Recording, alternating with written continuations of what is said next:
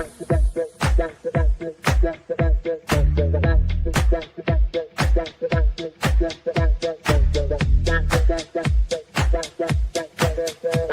Connections Radio presents this episode of the PR Connections podcast is brought to you by Classy Communications PR and Advertising. Classy Communications provides public relations and marketing solutions for businesses, professionals, and nonprofit organizations. They can deliver the true meaning of your business with press releases, social media marketing, web development, email marketing, book publishing, and much more. Wherever your potential clients are, they can help you connect with them. Visit classycommunications.net to learn more about their suite of services that can help your business stand out from the rest. Classy Communications is your solution for business success. Welcome to Vegas Hockey Hub here on PRConnectionsRadio.com, the voice of new media. I'm your host, Ian Rachiele. And the news that dropped over the most recent days involving your Vegas Golden Knights, the news that shocked Vegas and more importantly was a surprising move during the NHL draft day one, was the fact that the Vegas Golden Knights did make a trade involving Pavel Dorofeyev, and more importantly, the fact that Pavel Dorofeyev has been dealt to the New York Rangers organization. Now, from a fan perspective, the pushback was not pretty. The fan base did not want to see Pavel Dorofeyev leave, and it makes a lot of sense. When it comes to Pavel Dorofeyev, 25 years old, going to be in his prime, have back-to-back leading the Vegas Golden Knights in goals scored. But more importantly, when it came to Pavel Dorofeyev, it was the fact that he was an RFA. So what was the reason why the Vegas Golden Knights pulled the move on Pavel Dorofeyev? Well, you have to understand, yes, being an RFA was with the whole Pavel Dorofeyev situation, but more importantly, the logistics behind being an RFA, potentially being offer sheeted and everything that went into it, Vegas Golden Knights trading Pavel Dorofeyev seemed more to be the fact that they knew that they were not going to retain him at the salary that he was going to get. And it does make a lot of sense when you understand the salary that Pavel Dorofeyev ended up getting with the New York Rangers organization. I also have to mention that when it comes to Pavel Dorofeyev, his contract, it was, projected for a long time. Originally, it was going to be around 7. Then it was going to be about 8. Then it was 8.5. And then it was 9. So eventually, Pavel Dorofeyev's salary, it kept going up and up and up. With the longer the Vegas Golden Knights did not give him an extension as it got closer to the NHL draft. And I have to mention, this is the same Pavel Dorofeyev who spent the last 2 seasons not missing a single game. Dependable, has played 82 games back-to-back years. Is also the same guy who had back-to-back years with 35 goals with the Vegas Golden Knights organization, had a career high in 37 this past year. And if you want to include the 12 postseason goals that he had in the Stanley Cup final run, he had a near 50-goal campaign when you do his regular season and playoff combined. This is also the same guy in Pavel Dorofeyev who, when he has been given an opportunity to be a more established role, his points have gone up every single year. It's also the same guy who has had his goals go up every single year, and he was also only 25 years old at this point with the Vegas Golden Knights. So if Pavel Dorofeyev has been traded to the New York Rangers, well, what was the salary that the New York Rangers were going to give a guy like Pavel Dorofeyev? Well, thanks to Puckpedia.com and to multiple sources that were on social media at the time, we did know what his salary was going to be, as it was going to be an 11/7. So 7 years, $77 million deal to go to the New York Rangers with Pavel Dorofeyev. This also means that he will be with the New York Rangers organization until he is 32 years old. So if you are New York, you are getting a 25-year-old forward who's going to be there until he's 32, essentially for the majority of his run that he will be in his prime. Pavel Dorofeyev will be in New York. Now, from a salary perspective, essentially the cap hit's going to be 11. The base salary is going to be 11. The total salary is going to be 11. And I also will say that when it comes to Pavel Dorofeyev, and you look at the New York Rangers situation they had there, they have made Pavel Dorofeyev the highest paid player on that organization who is not named Igor Shesterkin. So the New York Rangers, they get Pavel Dorofeyev. That part is done. But what did the Vegas Golden Knights get in return for a guy like Pavel Dorofeyev? What was the trade that ended up becoming with Pavel Dorofeyev?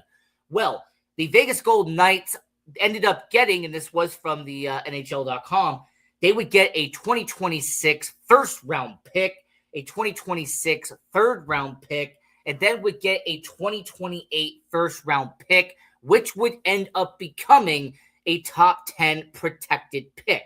So this conditional 2028 first, I know some people are going to focus on that. There are going to be people who are going to try to analyze the fact that Pavel Dorofeyev will be, the 2028 first. Is that going to end up being with Vegas, or is it going to stay with New York? Now, with that being that conditional first, anything can happen. 2 years from now, the New York Rangers could also be a terrible franchise, and they end up keeping that pick as a top 10 protected. Or the opposite could happen, and Pavel Dorofeyev, and Mika Zibanejad, and Adam Fox, and all of that talent that New York does have, they end up not falling in the top 10, and Vegas gets that first-round pick. But what was fascinating on that night with the NHL draft, and we will cover the NHL draft in a later video. In fact, that will be uploaded to PR Connections Radio very soon. But with the draft picks that Pavel Dorofeyev got back with the Vegas Golden Knights organization, the Vegas Golden Knights actually did something very smart. And I'm not going to be stealing this from Steve Dangle, but I'm going to use it as a reference point. When it comes to a trade tree, the Vegas Golden Knights used that first-round pick they got from Pavel Dorofeyev to get more collateral and get more picks back as a form of trades with the first-round pick. So what they did is they took the first-round pick they got in return from the New York Rangers in the Pavel Dorofeyev trade, and they traded down 2 spots with the Montreal Canadiens, and they ended up going and getting an additional third-round pick in 2027. So from that trade, you ended up getting, you still had your first-round pick, you had a third-round pick in this year's draft, and then you would get an additional third-round pick in 2027, and then that top 10 protected in 2028. But the Vegas Golden Knights were not done, as a little bit later, they would trade down again with the Anaheim Ducks. In fact, they would trade 1 pick down. We'll cover all of this in the draft video as well. But they would essentially trade down, keep a first-round pick, but would get an additional 4th-round pick from Anaheim. So the Pavel Dorofeyev trade, they ended up getting essentially 5 picks from the Pavel Dorofeyev deal. That sounds really good. You had your first, you had a third, you had a 4th, you had a 3rd-round pick in the next year's draft, and then you had a first-rounder in the draft before. But something the Vegas Golden Knights also did was they took the 4th-round pick that they got from the Anaheim Ducks, and they actually flipped it to move up 4 spots in the 4th round. So at the end of the day, the Vegas Golden Knights were a very busy team during the NHL draft. And like I mentioned, we will be uploading a video to the channel breaking down the NHL draft, talking about the draft picks the Vegas Golden Knights have collected. And more importantly, we will be discussing all of the moves on that draft night that the Vegas Golden Knights did, because they did make about 5 trades during the NHL draft. So they stayed busy. Kelly McCrimmon and George McPhee did.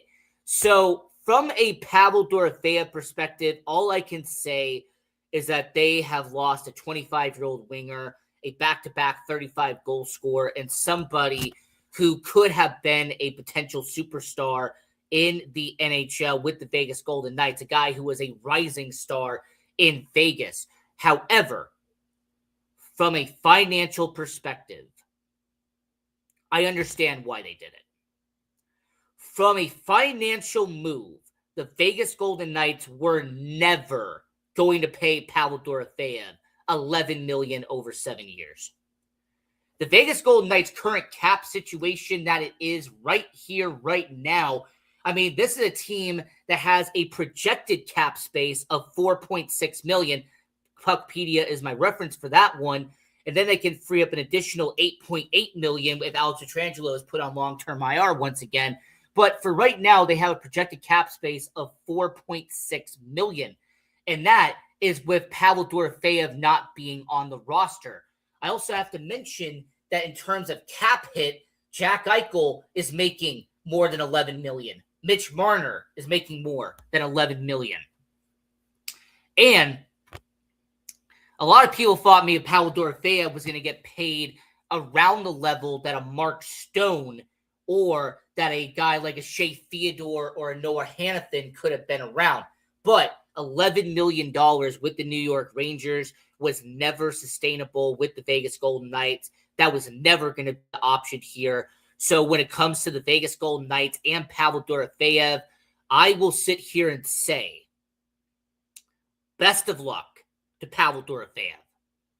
I genuinely hope that he has a good tenure in New York. I never wish bad at anybody who leaves here. And with the Vegas Golden Knights, that first round pick that they did get back in this year's draft, he is a promising defenseman. In fact, I think he has a lot of upside. And if you did the trade tree like I talked about, Pavel Dorofeyev got flipped for essentially a first, a third, a fourth, a third in next year's draft, and then a top 10 protected first round pick in 2028. That is a lot of draft capital you ended up getting by trading an asset like Pavel Dorofeyev. So with Pavel Dorofeyev officially being gone, what does that mean for the Vegas Golden Knights? Now what is next for your Vegas Golden Knights? Well, when it comes to who the Vegas Golden Knights could bring back this offseason, there is one person we have to talk about now. And I'm going to mention this only because I have to. Rasmus Andersson. Will he end up being brought back with the Vegas Golden Knights? Because the Pavel Dorofeyev situation, it seemed like it was going to be one of the two, okay? It always believed like if they were going to pay Pavel, you weren't really going to be able to pay Rasmus unless you started trading off assets. Or if you were going to pay Rasmus, it seemed unlikely that you were going to keep Pavel Dorofeyev. Now, with Pavel Dorofeyev officially being gone, is he going to be back? Okay? And with Rasmus Andersson, the way I can answer this is very simple. Rasmus Andersson will be brought back with the Vegas Golden Knights. At this point, the draft capital that they gave up to acquire Rasmus Andersson is in a way kind of the opposite of what happened with Pavel Dorofeyev. They gave up Pavel because they had the draft capital coming back, and that was the explanation for why they were not going to be able to afford paying what Pavel Dorofeyev was going to make. Whereas Rasmus Andersson, he's going to make around $8 million. No doubt in my mind, Rasmus Andersson will get about $8.5 million with the Vegas Golden Knights organization. We also understand that when it comes to Rasmus Andersson and what Rasmus Andersson can do with the Vegas Golden Knights, was his tenure with Vegas not the best? Yeah. But is it deniable that the Vegas Golden Knights gave up a good amount to bring in a Rasmus Andersson? That is true.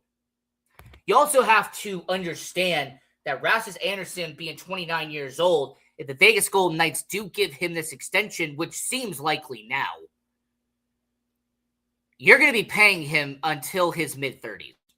A 29-year-old defenseman in Rasmus Andersson, if you're giving him an $8.5 million deal, that is going to be essentially what you are owing him moving forward. I also have to modify this and say that the most likely outcome of a modified no trade clause or a no trade clause altogether is high because of the fact that Rasmus Andersson would be coming back. So Rasmus Andersson having 17 points in 33 games, I mean, he essentially had half a point per game with the Vegas Golden Knights. During the postseason, there was some disappointment there. There were some moments where it seemed like he was a ghost, but then there were some other moments where he made some good plays. So with Rasmus Andersson, him being back is a most likely scenario just because they did not bring back Pavel Dorofeyev. Now, another person we should talk about, essentially with Pavel Dorofeyev being traded, this does ask, will one more player be brought back? And I want to mention this player because he is somebody that does have some attention with the Vegas Golden Knights. Not just the fact that in the postseason, he actually had some very vital moments, but it's the fact that they did trade for him, and he was part of a very good trade the offseason prior, and that is Colton Sissons.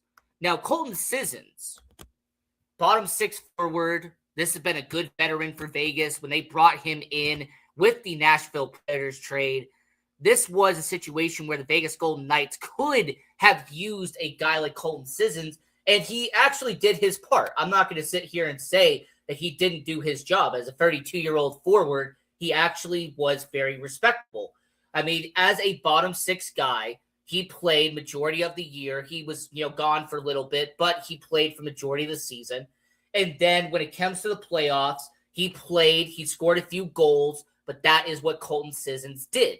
So for a guy like Colton Sissons, is he going to be back? Is Rasmus Andersson, is he going to be back? I mean, we're going to find out later this week. As a matter of fact, we're going to upload a video to the channel during the day one of the NHL free agency, and that will be a fun video to record, I have no doubt.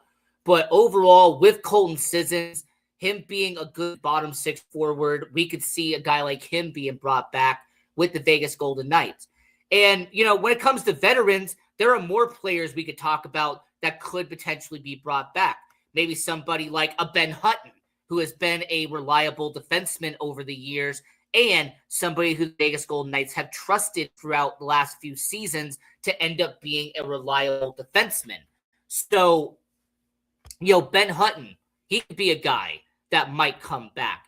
You have a good veteran like Riley Smith, who they did bring back in recent years. Somebody who was on a $2 million deal, and someone who the Vegas Golden Knights fan base and the Vegas Golden Knights have trusted over the years, and somebody who did rack up 16 goals during the regular season. From a veteran perspective, you also have somebody like Brandon Saad, who is also a guy who's going to be a free agent. He signed a deal from this past offseason, now a free agent once again. But overall, the Vegas Golden Knights, they have decisions to make from a veteran's perspective. You have Sissons, you have Hutton, you have Smith, you have Saad. There are these veterans the Vegas Golden Knights could either sign for a veteran team-friendly deal and bring them back, $1 million or maybe $2 million at that point for the Vegas Golden Knights. Or they essentially could replace those guys and they could, end up getting some different veterans from different teams. I see the Vegas Golden Knights this offseason. They are not going to do what they did the last year. Okay, I have no doubt in my mind that the Vegas Golden Knights are not going to be the organization that, last year we all saw what the Vegas Golden Knights did. This season prior, they went out and they made a bunch of trades. They went and got Mitch Marner. They went and, re-signed a bunch of players. I see a potential where the Vegas Golden Knights will make a few moves here and a few moves there. With a goaltending situation, they have 2 RFAs as goaltenders. I will be very shocked if they don't re-sign both Akira Schmid and Carl Lindbaum. But with the Vegas Golden Knights, the idea of who they should bring back this offseason, of course, Pavel Dorofeyev will not be brought back. But the question then comes back around to this guy, and will he be back? So this is Vegas Hockey Hub. I'm your host, Ian Rachiele, and I just wanted to make this quick video. Pavel being traded. What is next for the Vegas Golden Knights? And until next time, I'm your host, Ian Rachiele. PR Connections Radio thanks you for watching this podcast. Check out more episodes of this show and our others at prconnectionsradio.com.